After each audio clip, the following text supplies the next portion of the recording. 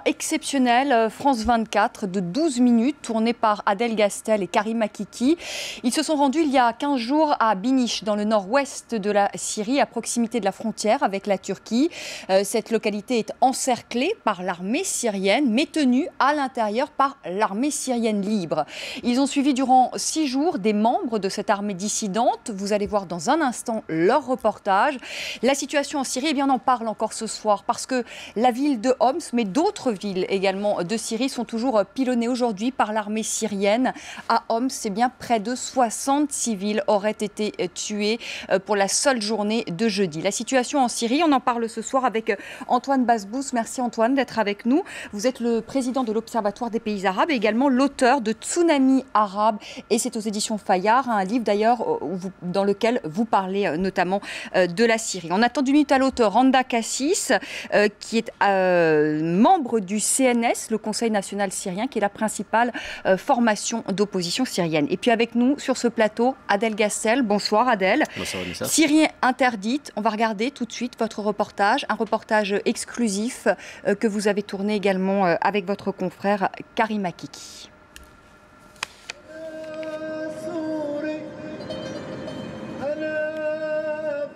Le drapeau de l'indépendance flotte sur la ville de Benish. Dans cette enclave libérée du joug de Damas, plus de 1000 soldats de l'armée syrienne libre veillent à la protection de la population. Même si aux portes de la ville, les combats sont quotidiens. À l'intérieur, l'ordre et la justice sont assurés par l'armée libre.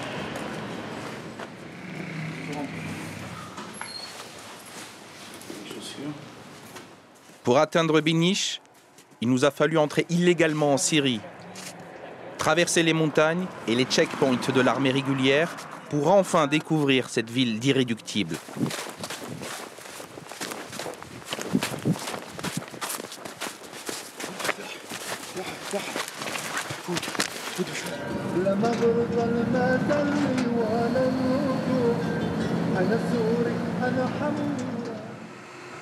Kamel a passé toute la nuit sur ce toit. C'est une nouvelle recrue de l'armée syrienne libre. Tu as entendu? À 22 ans, il a déserté l'armée régulière car il refusait de tirer sur la foule pendant les manifestations. Maintenant, Kamel se prend un peu pour le shérif de Benish. Nous partons avec lui en patrouille. L'armée libre défend cette ville et ses environs. Notre mission principale, c'est de protéger les civils qui manifestent tous les jours pour faire tomber le régime sanguinaire de Bachar al-Assad. Une pause pour nous montrer les traces des derniers combats de rue. Les soldats du régime s'en sont pris directement à la population civile. Depuis, un drôle de calme règne, dans une tension permanente. Les affrontements entre l'armée libre et l'armée régulière ont fait une vingtaine de morts.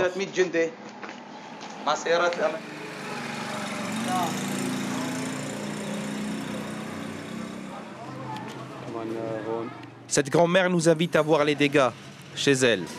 Un obus est entré directement dans son salon. On était cachés à l'intérieur et les obus pleuvaient sur nous de 20 h jusqu'à 3 h du matin. Ensuite, les soldats sont entrés chez nous à la recherche d'armes, alors que nous, on n'a même pas un couteau de cuisine. La patrouille continue, cette fois dans le centre-ville. Kamel tient à nous montrer le quartier de la Grande Mosquée, qui n'a pas été épargné par l'armée de Bachar al-Assad. Regarde, des tirs. Ils tirent sur tout ce qui bouge. Si tu sors la tête par la fenêtre, les snipers te tuent. Depuis juillet dernier, les insurgés tiennent la ville d'une main de fer. Nous avons travaillé sous leur protection, mais aussi sous leur contrôle, sans accès direct à la population. La zone de Jabal el-Zawiya n'est presque plus approvisionnée. Seuls parviennent à entrer quelques camions de farine pour faire du pain. En fait, Benish, la ville libre, est complètement assiégée à portée de canon des chars du régime. Pour briser cet isolement, les habitants se servent d'Internet. Badr était instituteur. Maintenant, c'est un cyberactiviste. Sa tâche, retransmettre les manifestations en direct sur la toile. Pour cela, il doit ruser. Cet appareil est notre seul lien avec le monde extérieur. C'est ce qui nous permet de porter notre voix. Pour moi, il a la même valeur qu'une vie humaine, parce qu'il transmet à l'extérieur ce qui se passe à l'intérieur. Oui, c'est une véritable arme. Bachar al-Assad a mené une campagne contre nous en prétendant que nous étions des terroristes, dotés de moyens modernes et agissant contre le régime.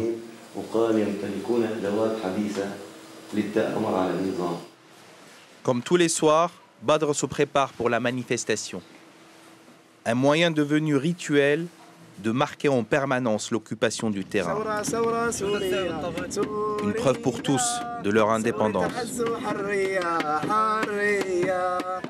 Nous résisterons jusqu'à la chute du régime. C'est le mot d'ordre de ce soir. Perché en hauteur, Badr retransmet la manifestation sur la toile. Nous voulons la liberté, la démocratie, le départ du régime et l'exécution du président.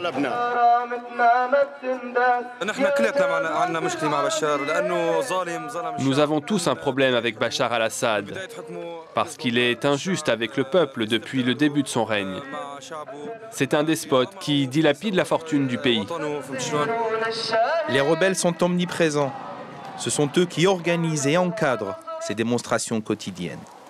Au même moment, quelque part à l'entrée nord de Béniche, une ferme isolée, c'est l'un des postes avancés de l'armée syrienne libre. Si les blindés venaient, on les verrait là-bas. En face, à moins de 3 km, les forces de Bachar al-Assad. Ceux qui sont ici suffisent, mais c'est mieux d'avoir du renfort. Nous appelons tous nos frères de l'armée syrienne à quitter le régime d'al-Assad, qui n'épargne ni les femmes, ni les enfants. À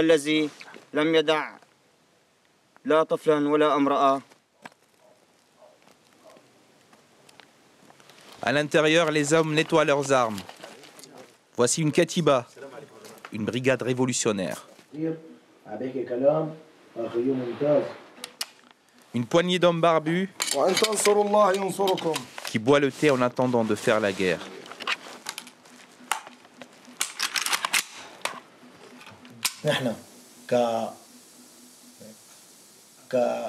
Nous, l'armée libre, sommes prêts à protéger toute la région.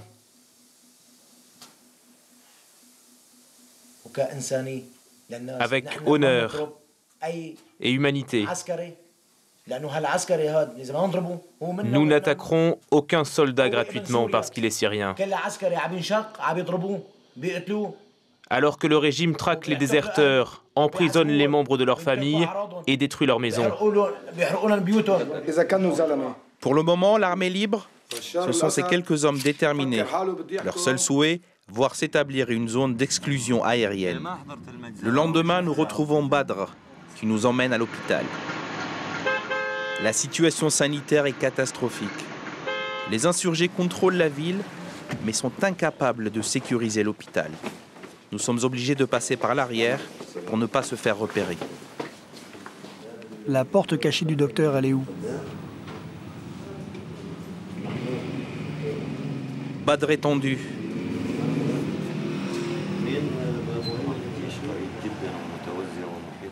On est obligé de se cacher et de passer par la porte de derrière. Si on passe par la porte principale, ça risque d'éveiller les soupçons. Il y a des espions partout qui peuvent nous dénoncer. Le médecin qui nous reçoit prend des risques énormes. Il ne souhaite pas montrer son visage. Il soigne ce blessé clandestinement. Cet homme a été touché par des éclats d'obus au bassin en bas de chez lui. Dans 90% des cas, les blessés n'ont rien à voir avec la résistance, les manifestations ou les révolutionnaires. La plupart du temps, ce sont des gens qui sont atteints par des obus alors qu'ils sont dans leur maison, leur voiture ou leur boutique. Pas de problème, j'assume mes responsabilités. Je suis médecin, je soigne les blessés, quelles que soient les conséquences. L'hôpital est pris régulièrement pour cible par les snipers. Il a fallu obturer la fenêtre de la salle de réanimation. Du coup, les blessés ont peur des hôpitaux. Ahmed est mort faute de soins. Sa famille n'a pas pu le transférer à l'hôpital, trop dangereux. Ils l'ont amené à la maison. On n'a pas pu le soigner. Il est mort. Je voulais sortir sous les tirs d'obus pour le secourir, mais on me disait que c'était impossible. Il n'y avait ni coton ni seringue. Si le régime trouve la moindre seringue chez nous, il nous accuse d'aider les terroristes. Ahmed a laissé derrière lui 2 enfants et un père meurtri. Je vais me recueillir sur la tombe de mon fils tous les jours. Je prie pour son âme et celle des autres au cimetière. C'est tout le paradoxe de ces hommes déterminés, mais démunis. À Béniche comme ailleurs, ils ne peuvent rien faire pour empêcher les morts. L'armée syrienne libre n'en est pas une. Hommes, moyens et munitions, elle manque de tout. Retour au QG des révolutionnaires. Ce soir, réunion d'état-major chez le maître de Béniche, un riche commerçant qui finance la rébellion. C'est à lui que l'armée libre en rendait compte. Notre présence est à peine tolérée. Le capitaine est heureux d'annoncer une jolie prise de guerre. Il y a des personnes de la région et d'autres qui viennent d'ailleurs. Ils sont membres d'un parti politique qui a des soutiens au Liban. Ce parti est allié au Hezbollah de Nasrallah. 90% de ceux qu'on arrête finissent par rejoindre la cause de l'armée libre. Le capitaine nous dira plus tard que les 10% restants sont sommairement jugés et exécutés. Selon les combattants de la Révolution, l'armée libre compterait 20 000 hommes, un chiffre impossible à vérifier. Nous négocions directement avec l'armée, d'homme à homme. Sinon, nous utilisons le téléphone. Nous avons même des tops chez eux. C'est courant. Ce sont nos frères et on se connaît. On est en contact permanent.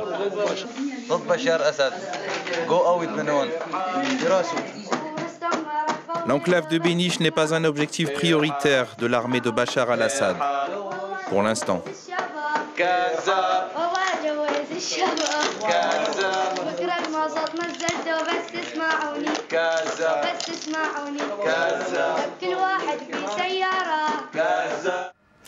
Voilà, et vous pourrez revoir ce reportage sur notre antenne ce soir, 21h45 heure de Paris. Avec nous sur ce plateau, Adel Gastel, vous avez tourné donc avec Karim Akiki à Béniche. Tout d'abord, est-ce que vous pouvez nous expliquer comment vous êtes entré en Syrie? Parce qu'on rappelle que les journalistes étrangers sont interdits d'entrer dans le pays. Clandestinement, bien évidemment, faute d'avoir des accréditations en bonne et due forme. Je ne peux pas trop m'attarder sur les détails de cette opération parce qu'il y va de la vie de certains Syriens qui nous ont aidés à y aller. Vous êtes passé par la frontière turque? Par la frontière turque. Ce qu'il faut savoir, c'est qu'effectivement, il y a des failles dans le système de Bachar el-Assad et nous en avons profité pour aller montrer un peu ce qui se passe dans ce pays. Je ne sais pas si on peut voir d'ailleurs une carte de Béniche et bien montrer à nos téléspectateurs où ça se trouve justement par rapport à la frontière turque. Qu'on peut éventuellement commenter. Enfin, Béniche se trouve dans le département d'Idlib, qui est au nord-ouest. Alors, disons que l'armée libre aime bien dire et répéter que c'est le Benghazi syrien, que ce sera le Benghazi syrien. Il faut savoir que Idlib n'est pas très loin de Jabal al-Zawiya, qui est tout simplement le fief de l'armée libre. C'est l'endroit où tout membre de l'armée libre voudrait aller, ne serait-ce qu'une fois pour un baptême de feu. Alors, ce qu'on note aussi dans votre reportage, Adel, c'est que vous dites que vous n'avez pas pu avoir accès à la population et que vous étiez strictement encadré par l'armée syrienne libre. Pourquoi? Parce que tout simplement, c'est un ordre parallèle qui s'installe dans ces villes contrôlées par l'armée libre.